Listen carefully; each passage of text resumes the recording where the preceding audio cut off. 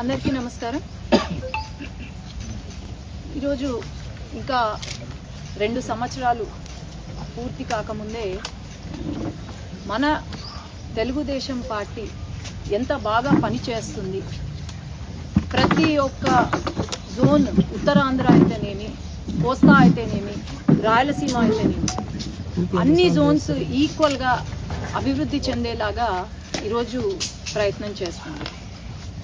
ముఖ్యంగా మన గౌరవ ముఖ్యమంత్రి గారు నారా చంద్రబాబు నాయుడు గారు అయితేనేమి, లోకేష్ అన్న ఇద్దరు కూడా 24 గంటలు మన రాష్ట్రం అభివృద్ధి చెందాలి, వెనక్కి 50 సంవత్సరాలు 5 సంవత్సరాల్లో వెనక్కి వెళ్ళిన రాష్ట్రాన్ని ముందుకు తీసుకెళ్ళాలి అనే ఉద్దేశంతో ఈరోజు వన్ ఆఫ్ ది టాప్ స్టేట్గా వితిన్ 23 మంత్స్లో 2 సంవత్సరాలలో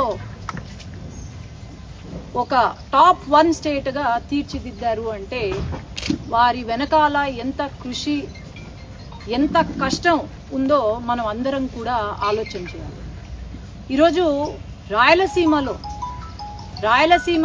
ఒక రతనాల సీమగా తీర్చిదిద్దడానికి అని చెప్పి ఆనాడు ఎన్టీ రామారావు గారు ఏదైతే ప్లాన్ చేశారో, ఇరిగేషన్ ప్రాజెక్ట్స్ అయితేనేమి, అది చంద్రబాబు నాయుడు గారి ద్వారా ఒక స్టేజ్కి వచ్చి, అట్లాగే రాయలసీమను ఒక హార్టికల్చర్ హబ్గా మనం అందరం గమనిస్తే గ్లోబల్గానే ప్రపంచ దేశాల్లోనే టాప్ 1గా రాయలసీమ హార్టికల్చర్లో కాబోతుంది.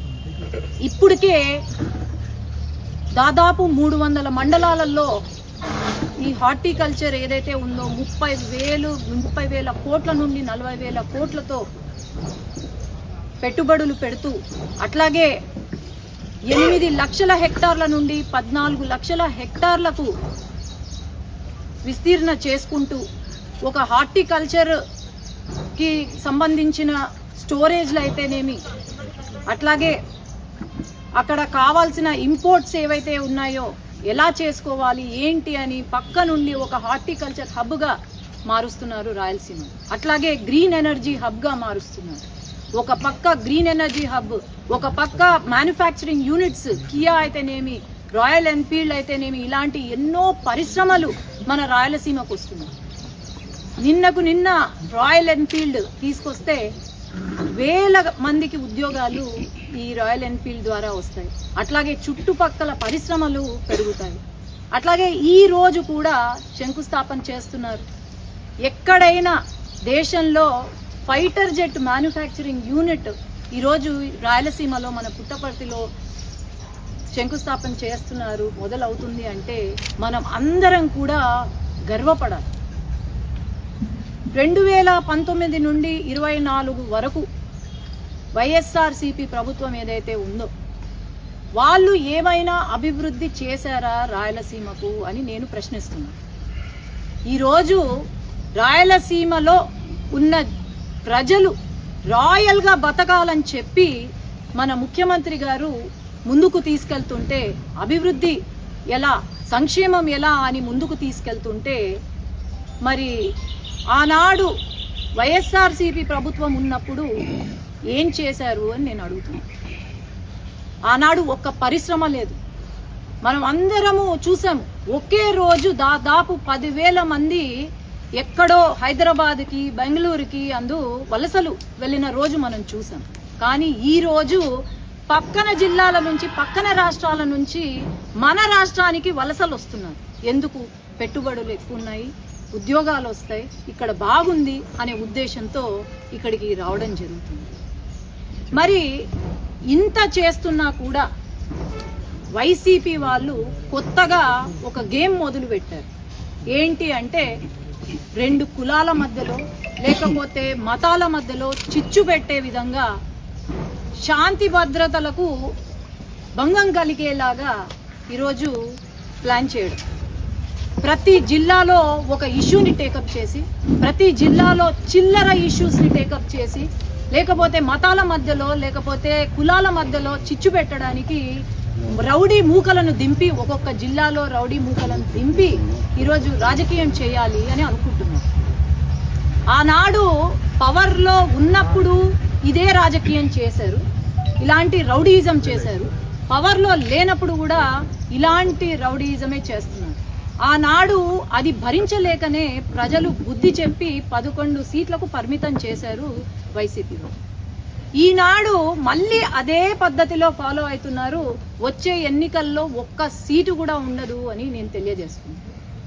నిన్న కర్నూలులో జరిగిన విషయం యాక్చువల్గా అయితే అట్లాంటి రౌడీ మూకల గురించి మనం మాట్లాడాల్సిన అవసరం కూడా లేదు. కానీ ప్రజాప్రతినిధులుగా ప్రజలచే ఎన్నుకోబడిన నాయకులుగా మాకు సంక్షేమం ఎంత ఇంపార్టెంటో, అభివృద్ధి ఎంత ముఖ్యమో, ప్రజా రక్షణ, ప్రజల పీస్ఫుల్గా ఉండాలి అనే భద్రత కల్పించాలి అనే బాధ్యత కూడా మా పైన ఉంది. నిన్న అంతా జరిగిన తర్వాత నేను అడిగాను, ఏంటి అసలు ఏమి అంత రెచ్చిపోతున్నారు ఒక్కొక్కరు, ఇప్పుడు వరకు కనిపించని నాయకులు కూడా వచ్చి ఏందేందో మాట్లాడుతున్నారు అని అడిగితే, అసలు ఎస్వి మోహన్ రెడ్డి గారు చాలా సీనియర్ వ్యక్తి, ఆయనకి ఎంతో అనుభవం ఉన్న వ్యక్తి.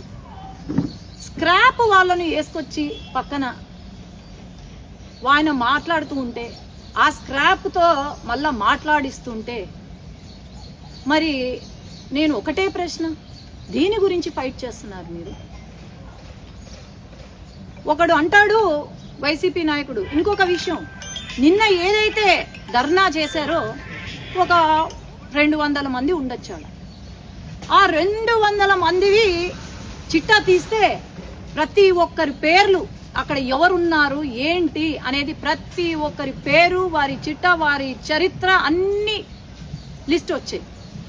దాంట్లో సగం మంది గంజాయి బ్యాచ్, ఇంకొంతమంది కిడ్నాప్ చేసేవాళ్ళు, ఇంకొంతమంది అటెంప్ట్ మర్డర్లు ఉన్న వాళ్ళు, ఇలాంటి బ్యాచ్ని వేసుకొని ధర్నా చేస్తారు.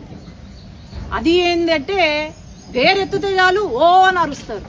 అది ఎవరు పేరెత్తినా అరుస్తారు, మా పార్టీ వాళ్ళ పేర్లు ఎత్తినా అరుస్తారు, వాళ్ళ పార్టీ పేరెత్తినా అరుస్తారు. అంటే ఏమన్నా పేడు ఎన్నిసార్లు ఓ అని అరుస్తే ఏమన్నా డబ్బులు ఇస్తారో నాకైతే తెలీదు. అక్కడ ఉన్న వాళ్ళు 50% ఎవరెవరు నా పైన సోషల్ మీడియాలో ఒక పోస్ట్ పెడితే గలీజ కామెంట్స్ పెట్టేవాళ్ళు ఎవరో నాకు తెలుసు. నిన్న చాలా గొప్పగా బాలు అని ఒక మనిషి పేరెత్తి అన్యాయం చేస్తున్నారు తెలుగుదేశం పార్టీ వాళ్ళు అని అంటున్నారు. అసలు ఎవరు ఇతగాడు ఎవడు, ఆయన చరిత్ర ఏంటి? ఈరోజు ఎఫ్ఐఆర్లు, ఆయన పైన నమోదైన కేసులు, ఎఫ్ఐఆర్లు, ఇల్లీగల్ లిక్కర్ అయితేనేమి, ఆడవాళ్ళ విషయంలో అయితేనేమి ఎఫ్ఐఆర్లు. నాకు తెలిసిన విషయము, వాడి షర్ట్ ఇప్పి చూస్తే అంట మొత్తము 30-40 కార్డులు ఉంటాయంట, ఓ 10 మంది అమ్మాయిల పేర్లు ఉంటాయంట. ఆడు చేసేది ఏంటి అంటే అమ్మాయిలకు లైన్ వేయడము, వాళ్ళను హరాస్ చేయడము, బ్లాక్మెయిల్ చేయడము, హరాస్ చేయడము, ఇది వాళ్ళు చేసే పని. అట్లాగే మొన్న చనిపోయిన వ్యక్తి, నా కాండోలెన్సెస్ టు ద ఫ్యామిలీ, నేను వాళ్ళని ఏమీ అనట్లేదు. కానీ అన్నీ కూడా ఇప్పుడు ఒక కంప్లైంట్ వచ్చినా కూడా, లేదంటే ఎవరైనా కంప్లైంట్ వచ్చినా కూడా అన్ని రికార్డెడ్ ఉంటాయి. ఒక అమ్మాయి 112కి కాల్ చేసి ఒక హరాస్మెంట్ కేసు ఫైల్ చేయాలనుకుంది, ఆ కాల్ రికార్డింగ్ కూడా ఉంది. ఆనాడు స్టేషన్లో ఆయన ఫోన్ తీసుకున్నారు. ఆ ఫోన్లో ఏంటిరా అని చూస్తే ఎంతోమంది అమ్మాయిలను బ్లాక్మెయిల్ చేస్తూ, వాళ్ళ వీడియోస్ రికార్డ్ చేస్తూ, ఆ ఫోన్లో ఆ వీడియోస్ ఉన్నాయి, రికార్డ్ చేస్తూ గూగుల్ పే, ఫోన్పే నుండి డబ్బులు తీసుకుంటూ బయటికి వచ్చింది.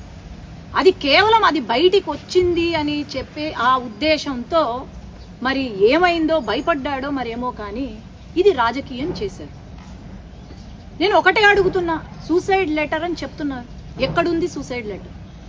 ఒక జెరాక్స్ కాపీ చూపించి, అసలు అది ఎవరు రాశారో కూడా తెలీదు, ఇన్వెస్టిగేషన్ టీంకి ఇవ్వమంటే ఒక జెరాక్స్ కాపీ ఇచ్చి ఒరిజినల్ లెటర్ ఇవ్వమంటే ఇంతవరకు on record original suicide letter ఇవ్వలేదు. ఎందుకు? ఇలాంటి వాళ్ళ కోసమా వైసీపీ వాళ్ళు ఇలాంటి అమ్మాయిలను వేధించి అమ్మాయిలను బ్లాక్మెయిల్ చేసే వెధవల కోసమా నిన్న ధర్నా చేసింది వైసీపీ వాళ్ళు అని నేను ప్రశ్నిస్తున్నాను.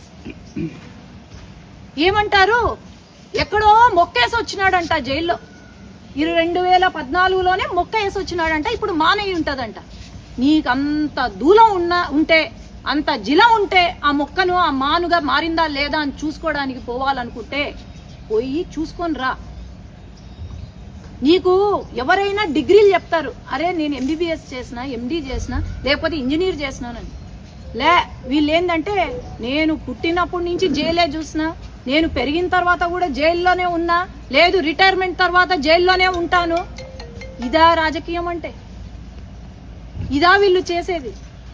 ఒక మినిస్టర్ గారిని నింద వేసే ముందు 40 కోట్లు 20 కోట్లు కబ్జా చేసినారు అని నింద వేసే ముందు ప్రూఫ్స్ చూపి, ప్రూఫ్స్తో పాటు మాట్లాడితే నీ పైన నమ్మకం ఉంటుంది ప్రజలకు. ఒక ఆర్యవైశ్య కమ్యూనిటీకి సంబంధించిన ఒక మినిస్టర్, మనకందరికీ తెలుసు ఈ దేశంలోనే మొత్తం ఆర్యవైశ్యులు ఎవరైనా దేవుడికి భయపడి భక్తి ఉన్న వ్యక్తులు అంటే ఆర్యవైశ్యులు. వాళ్ళు ఎప్పుడూ కూడా ఇటువంటి పని చేయరు. అది అంటాడు బిజినెస్లు ఉన్నాయి, వాళ్ళకి ఇన్ని కోట్ల డబ్బులు ఉన్నాయి. అరే వాళ్ళ బిజినెస్లు వాళ్ళు కష్టపడి వాళ్ళు సంపాదించుకున్నారు, నీకేం సంబంధం అయ్యా? మళ్ళీ ఇంకో మాట కూడా అండ్రి, ఏందో నాకు అర్థం కాలే ఈ విషయం. ఇది జగన్మోహన్ రెడ్డి గారు చాలా క్లియర్ కట్గా వినాలి. కొంతమంది నాయకులంట తండ్రి పేరు పెట్టుకొని రాజకీయంలోకి వచ్చినారంట, తండ్రి పేరు చెప్పుకొని రాజకీయం ఏదో చెప్పా, తండ్రి డబ్బులు వాడుకొని రాజకీయంలోకి వచ్చినారంట. మరి మీ గురించే అనుకుంటా జగన్మోహన్ రెడ్డి గారు, వీళ్ళు పులివెందలో కూడా తిష్ట వేసి ఏమన్నా ఇది చేసేలాగా ఉన్నారు. మరి జగన్మోహన్ రెడ్డి గారు, వైఎస్ రాజశేఖర రెడ్డి గారు వారి తండ్రి పేరు చెప్పుకొనే రాజకీయాల్లోకి వచ్చాడు. వాళ్ళ తండ్రి పేరు చెప్పుకొని ఈరోజు ప్రతి ఒక్కటి వాళ్ళ తండ్రి పేరుతోనే జరుగుతుంది. మొత్తం వాళ్ళ తండ్రి డబ్బులతోనే కదా ఆనాడు జరిగింది, ఎన్నికలు గెలిచింది. మరి మీ గురించి చెప్తున్నట్టున్నారు. మరి ఆలోచన చేయండి. ఈ రౌడీ వెధవలు పంపించడం మరి మీ పార్టీకే నష్టం, కానీ మాకు ఇంకా మంచిది ఇలాంటి రౌడీ వెధవలు వస్తే. కానీ నేను ఒకటే చెప్తున్నాను, ఈరోజు మాత్రము ఏవైతే కేసులున్నాయో వైసీపీ హయాంలో వాళ్ళు తప్పులు చేసి కేసులు ఏవైతే క్లోజ్ చేపించినారో, ఏవైనా కావచ్చు, అవి బాంబ్ బ్లాస్ట్ కేసులు కావచ్చు, లేదంటే ఒక మైనర్ కిడ్నాపింగ్ కేసులు కావచ్చు, మర్డర్ అటెంప్ట్లు కావచ్చు, లేకపోతే ఈ చిన్న కేసులు కూడా ఈరోజు రీఓపెన్ చేసి దాన్ని సమగ్రంగా ఇన్వెస్టిగేషన్ చేసే బాధ్యత మేము తీసుకుంటాం. అట్లాగే ఉత్త నాయకులు ఒకటే కాదు, ఆ గంజాయి బ్యాచ్ ఏదైతే ఉందో ఈ రోజు నుంచి ప్రతి ఒక్కరూ అండర్ సర్వేలెన్స్ ఉంటారు. మీరు గంజాయి కాదు కదా, ఊపిరి ఎన్నిసార్లు మీరు ఊపిరి తీసుకున్నా కూడా మాకు తెలిసిపోతుంది. ఇప్పుడు కొత్తగా రింగులు వాచ్లు వేసుకుంటున్నారు, హార్ట్ బీటు లేకపోతే అన్నీ తెలుసుకోవడానికి. ప్రతి ఒక్కరి రింగులు వాచ్లు మా దగ్గర ఉన్నాయి, గమనిస్తూనే ఉన్నాము. ఖచ్చితంగా ఇలాంటి వెధవలకు ఖచ్చితంగా ప్రజలే గుణపాఠం చెప్తారని నేను తెలియజేసుకుంటున్నాను.